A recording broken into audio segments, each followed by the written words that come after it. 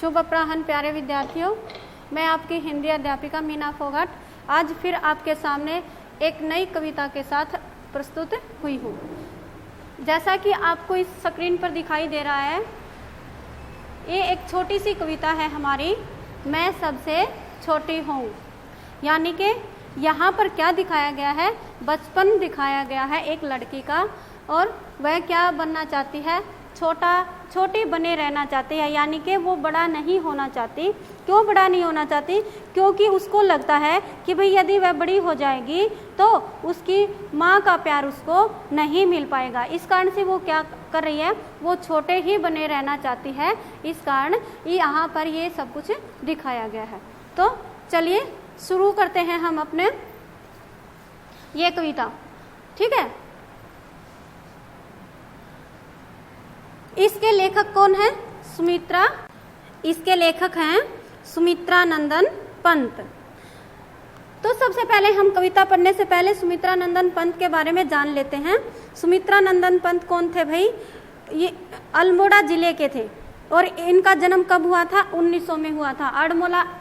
अल्मोड़ा जिले के थे और इनका जन्म कब हुआ था? 1900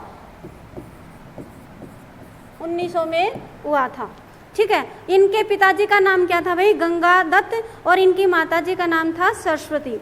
बचपन से ही पंत जी को कविता लिखने का बहुत अधिक शौक था, यानी कि बहुत चाव था इनको क्या लिखने का? कविता लिखने का। इसलिए इन्होंने बहुत सी कविताएं लिखी हैं।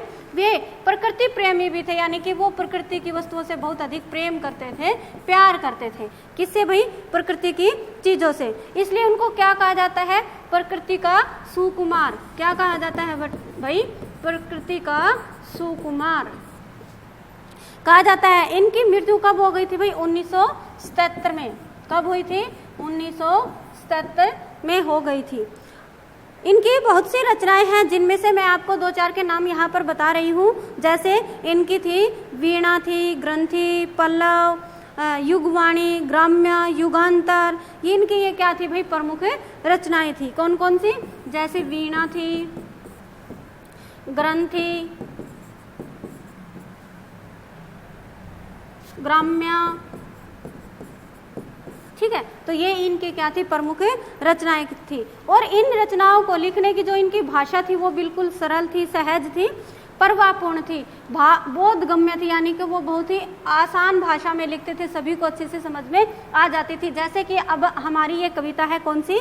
मैं सबसे छोटी हूँ। इस कविता में भी क्या बताया गया है? कवि एक छोटी बच्ची के रूप में वर्णित है यहाँ पर, यानी कि कवि ने अपने आप को एक छोटी बच्ची के रूप में कल्पित किया है, यानी कि कल्पना की है। और वो क्या चाहते हैं कि भाई मैं एक छोटी बच्ची ही बनकर रहूं, मैं छोटी बालिका बनकर रहूं, कभी भी बड़ी ना हूं। इसके अंदर ये बताया गया है। तो इस कहानी का उद्देश्य क्या है? इस कविता का उद्देश्य क्या है? इसका उद्देश्य है कि भाई मैं हमेशा ही सबसे छोटी रहूं, यानी कि मैं अपने बचपन को नहीं छोड़ूं, मैं हमेशा ही छोटी बनी रहूं।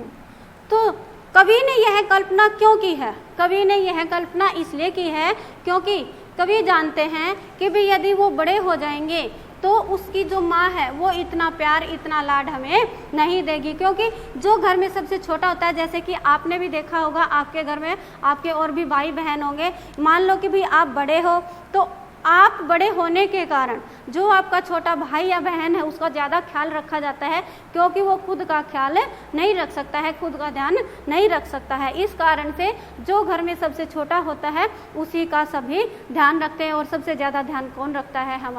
हमारी माँ, जैसा कि चित्र में भी दिखाया गया है। तो इस कारण से कवि क्या नहीं बनना चाहते हैं?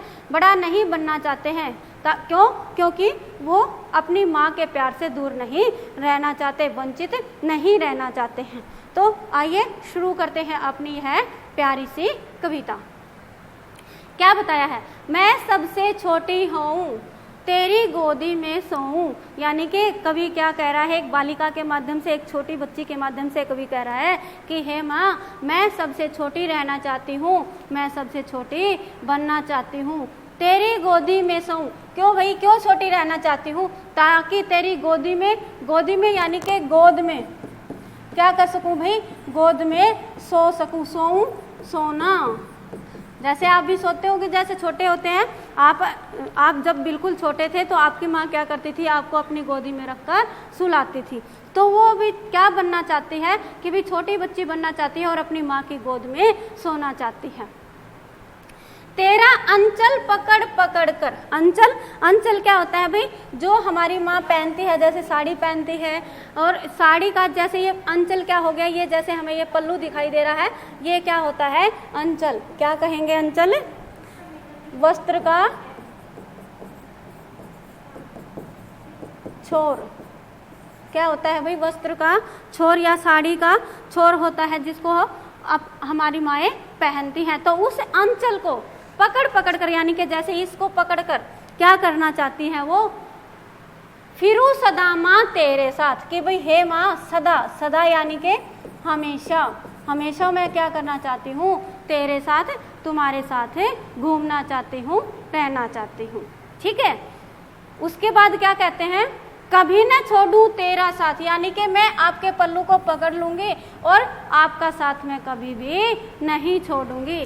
क्यों भाई, क्योंकि जो छोटी बच्ची होती है, छोटी बालिका होती है, उसको अपनी माँ से ज़्यादा स्नेह मिलता है, ज़्यादा प्रेम मिलता है, तो उसकी माँ उसका ज़्यादा ध्यान रखती है। इस कारण से मैं आपको कभी नहीं छोड़ना चाहती। आगे कवि क्या कहते हैं उस बालिका के माध्यम से, कि भाई बड़ा बनाकर पहले हमको तू पीछे चलती है मात, यानी कि पहले तो आप मुझे क्या कर देते हो, बड़ा बना देते हो, यानी कि बचपन हमारा छीन लेते हो और हम क्या आ जाते हैं भाई, बचपन से हम युवावस्था की ओर चले जाते हैं, यानी कि बड़े होने लगते हैं। तो आप क्या करते हो, तू पीछे, यानी कि पहले तो बड़ा किया है और बाद में क्या क्या है, पीछे का मतलब बाद में क्या क्या है, छलती है मात।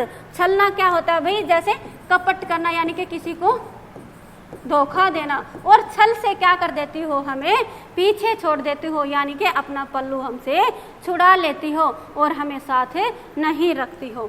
फिर क्या कहती है आगे, कि भाई हाथ पकड़ फिर सदा हमारे, सदा हमने यहाँ पर बताया था, सदा क्या होता है, हमेशा, और फिर हमेशा हमेशा हमें हमारे हाथ पकड़ फिर सदा हमारे साथ नहीं फिरती दिन रात।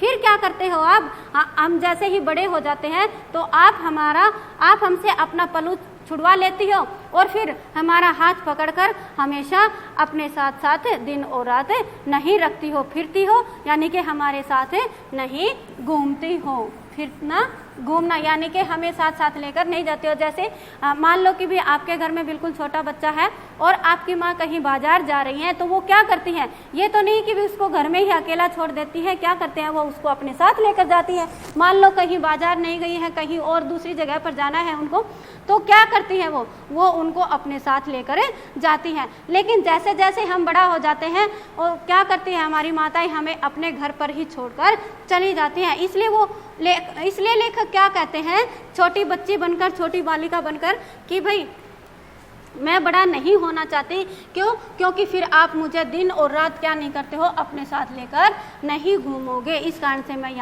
मैं छोटी ही रहना चाहती हूँ। आगे क्या कहते हैं, अपने कर से खिला धुला मुख। अपने कर से, कर क्या होता है भाई, हाथ, अपने हाथ से खिला, यानी कि जब हम छोटे होते हैं तो माँ क्या करती है, अपने हाथों से हमें खाना खिलाती है। अपने हाथ से खिला धुला मुख यानी कि जैसे हम खाना खाते हैं तो हमारा मुख, यानी कि मुंह क्या हो जाता है भाई, भर जाता है, तो हमारे मुंह को क्या करते हैं, वो धुला देती हैं, साफ कर देती हैं। और फिर धूल पोंछ यानी कि नहला धुलाकर, सज्जित कर गात यानी कि शरीर को क्या करती हैं वो, सज्जित करना, सजाना।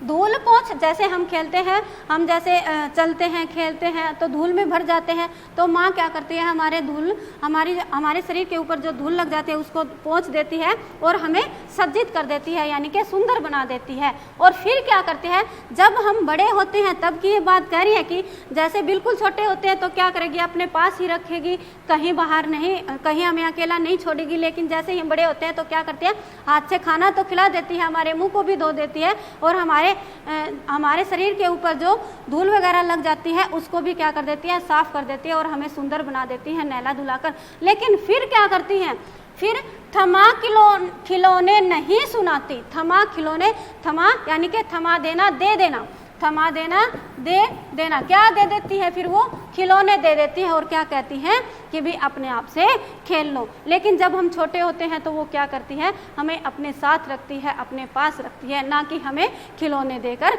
ऐसे ही खेलने के लिए कह देती हैं। फिर वो क्या कहते हैं, छोटी बालिका के रूप में नहीं सुनाती हमें सुखद परियों की बात। सुखद, सुख देने वाली, यानी कि जो परियों की कहानी होती है वो हमें बहुत अच्छी लगती है। सुख देने वाली, हमें सुखद परियों की बात। परियों की बात यानी कि जो परियों की कहानियाँ होती हैं वो सुख देने वाली, यानी कि हमको आनंदित करने वाली कहानियाँ भी फिर आप हमें नहीं सुनाती हो। आप क्या करती हो, हमें खिलौने दे देती हो और कहती हो कि भाई इनसे खेल लो। तो ये इसके बाद क्या कहती हैं, ऐसी बड़ी न होऊं मैं, ऐसी बड़ी न होऊं मैं। बालिका के रूप में कवि कहते हैं कि भाई मैं ऐसे बड़ा नहीं होना चाहती, यानी कि इस रूप में बड़ा नहीं होना चाहती। किस रूप में, कि भाई आप मुझे अकेला छोड़ दो, इस डर से कि भाई आपका स्नेह फिर मुझे नहीं मिलेगा, आपका प्यार, आपका दुलार, आपका लाड मुझे प्राप्त नहीं होगा, मिलेगा। इस कारण से मैं इस तरह से बड़ी नहीं होना चाहती। तेरा स्नेह न खोऊं मैं। स्नेह, अभी मैंने बताया आप लोगों को स्नेह क्या होता है भाई, प्रेम, प्यार, ठीक है, वो मैं नहीं खोना चाहती हूँ। क्यों? क्योंकि जैसे ही हम बड़े होंगे माँ क्या करेगी, हमें खिलाएगी, पिलाएगी और क्या थमा देगी, हमारे हाथों में खिलौने थमा देगी और फिर क्या कह देगी कि भी अपने आप से खेल लो और अपने काम में मस्त हो जाएगी। लेकिन जैसे हम छोटे होते हैं तो वो क्या करेंगी, सारा ध्यान हमारी तरफ रखेंगी। तो इसलिए मैं इस प्रकार से बड़ा नहीं होना चाहती कि भी जैसे ही बड़े होंगी और आपका प्रेम, आपका स्नेह, आपका लाड प्यार मैं खो दूंगी। फिर आगे क्या कहते हैं, तेरे अंचल की छाया में, अंचल की, आंचल की, तेरे आंचल की छाया में, तेरे आंचल की छाया में छिपी रहूं निष्प्र। निष्प्र क्या होता है भाई, बिना इच्छा के, निष्प्र बिना इच्छा, बिना इच्छा के। निर्भय, निर्भय क्या होगा, निडर, यानी कि बिना भय के। तेरे अंचल की छाया में छिपी रहूं निष्प्रय, निष्प्रय यानी बिना इच्छा के, यानी कि यदि मेरी इच्छा भी नहीं होती है तब भी मैं क्या करती हूँ, आपके आंचल में ही, आपके आंचल की छाया में मैं छिपी रहूंगी बिना किसी डर के, बिना किसी भय के। यानी कि आपका जब आंचल मुझे मिल जाता है तो मैं उसको पाकर सुरक्षित महसूस करती हूँ, जिसके कारण मुझे डर नहीं लगता है और मैं क्या करती हूँ, बिना मेरी इच्छा के भी आपके आंचल में छिपी रहती हूँ, बिना किसी डर के, बिना किसी भय के। कहूँ दिखा दे चंद्रोदय, और फिर मैं आपको क्या कहती हूँ कि भाई हे माता मुझे क्या दिखा दो, चंद्रोदय दिखा दो। चंद्रोदय क्या होता है, चांद का निकलना, यानी कि जैसे हम अपनी माँ के आंचल में बैठ जाते हैं, उनकी गोद में बैठकर क्या कहते हैं, हम आसमान को देखते हैं और आसमान को देखते हम क्या कहते हैं कि मुझे चांद दिखाओ। हम जिद करने लग जाते हैं कि मुझे तो चांद देखना है, मुझे तो तारे देखने हैं। लेकिन यदि हम बड़े होते हैं तो हमारी माँ क्या कहती है, हमें चांद तारों की कहानियाँ नहीं सुनाती है, ना ही परियों की बातें सुनाती है। और लेकिन जैसे हम छोटे होते हैं तब हमें हमारी माँ क्या करती है, कहानियाँ सुनाती है और परियों की कहानियाँ सुनाती है, चांद की कहानियाँ सुनाती है। और इसमें चांद का क्यों वर्णन किया गया है, क्योंकि चांद सभी बच्चों को क्या होता है बेटा, प्रिय होता है, अच्छा लगता है। क्योंकि हम बचपन में क्या करते हैं, चंदा मामा की कहानियाँ सुनते हैं ना, तो इस कारण से यहाँ पर क्या बताया गया है कि भाई दिखा दे चंद्रोदय, कि मुझे चांद का निकलना दिखा दो। ठीक है, तो ये थी हमारी कविता छोटी सी, मैं सबसे छोटी हूँ। यानी कि इसमें कवि ने एक बालिका के रूप में अपना वर्णन किया गया है, बालिका के रूप में अपने आप को बताया है कि भाई मैं बालिका बनकर क्या करना चाहती हूँ, छोटी बने रहना चाहती हूँ, अपने बचपन को नहीं खोना चाहती, क्योंकि हमारा बचपन कैसा होता है, अपनी माँ के पास होता है, हमारी माँ के पास बीतता है, और माँ हमें सबसे प्रिय लगती है, माँ हमारा ख्याल रखती है, हमारा ध्यान रखती है, हमें अपना स्नेह, अपना प्रेम देती है, जिसके कारण हम उनके पास रहकर ज़्यादा सुरक्षित महसूस करते हैं। तो यह थी हमारी छोटी सी कविता। तो प्यारे बच्चों, मैं आशा करती हूँ कि आप सभी को ये समझ में आया होगा, और यदि आपको कुछ समझ में नहीं आया हो तो आप मुझे व्हाट्सएप के थ्रू पूछ सकते हैं या कॉल करके भी पूछ सकते हैं।